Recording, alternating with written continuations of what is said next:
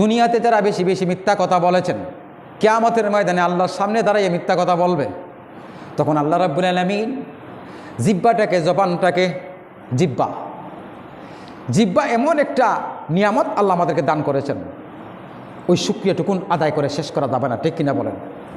এমন একটা জবান, সেটা মিথ্যা সাক্ষী দেওয়ার জন্য নয়, মিথ্যা কথা বলার জন্য নয়, একজনকে কষ্ট দেওয়ার জন্য নয়, গালি দেওয়ার জন্য নয়। ওই জিহ্বাটা বলতে হবে লা ইলাহা ইল্লাল্লাহ মুহাম্মাদুর রাসূলুল্লাহ সাল্লাল্লাহু আলাইহি ওয়াসাল্লাম, আল্লাহর জিকির করার জন্যে, তেলাওয়াত করার জন্যে, নামাজে তেলাওয়াত করার জন্যে, তাসবিহ তাহলিল করার জন্য আল্লাহ জবান দিয়েছেন।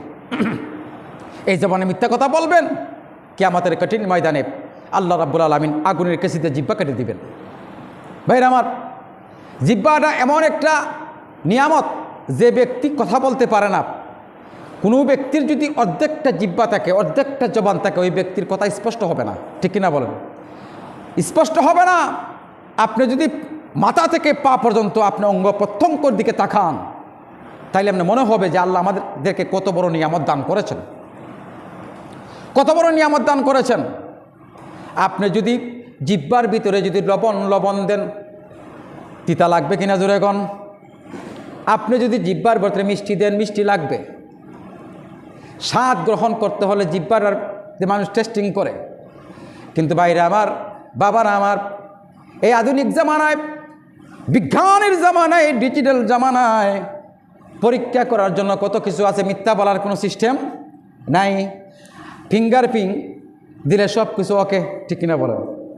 সব কিছু ওকে হয়ে যাবে। আল্লাহ রাব্বুল আলামিন এমন একটা জবান আমাদেরকে দান করেছেন।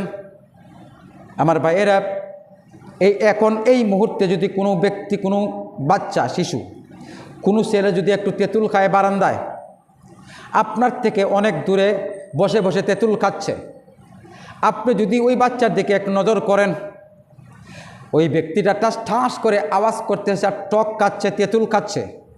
আপনি দেখছেন অনেক দূর থেকে, দেখবেন তেঁতুল খাচ্ছে ওই ছেলেটা, কিন্তু জিহ্বায় পানি এসে যাবে আপনার, ঠিক কিনা বলেন?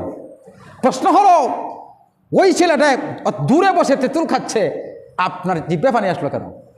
তাহলে কত বড় কম্পিউটার রব্বুল আলামিন আমাদেরকে দান করেছেন, ঠিক কিনা বলেন? ঠিক কিনা বলেন? একটু চিন্তা করেন, চক্ষু বন্ধ করে চিন্তা করেন, জিহ্বার আল্লাহ আমাদেরকে দান করেছেন।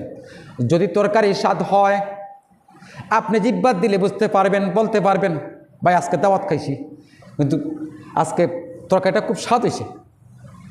কী দিয়ে বুঝলেন? জিহ্বা দিয়া, ঠিক কিনা বলেন? না, আজকে কি তরকারি পাকাইছো, স্বাদ হয় না, লবণ কম হয়েছে। কী দিয়ে টেস্টিং করলেন? জিহ্বা দিয়া। এই জিহ্বা দিয়া কখনো মিথ্যা বলা যাবে না। ওই জিহ্বা দিয়া, ওই জবান দিয়া হক কথা বলতে হবে। কুলজাল হাক্কু ওয়াজাহাকাল বাতিল ইন্নাল বাতিলা কানা জাহুকা। সত্য বলতে হবে, মানুষকে সৎ পথে পরিচালনা করার জন্য আদেশ করতে হবে, অসৎ পথে চলার জন্য নিষেধ করতে হবে। এটা রাব্বুল আলামিন আমাদেরকে শিখাই দিয়েছেন, ঠিক কিনা বলেন? অনেক সময় আছে, আমি বলতেছি না ভয়ে, আমার যদি কোনো কিছু হয়, সেই ক্ষেত্রে আপনার বিরাট একটা ক্ষতি হয়ে যাবে।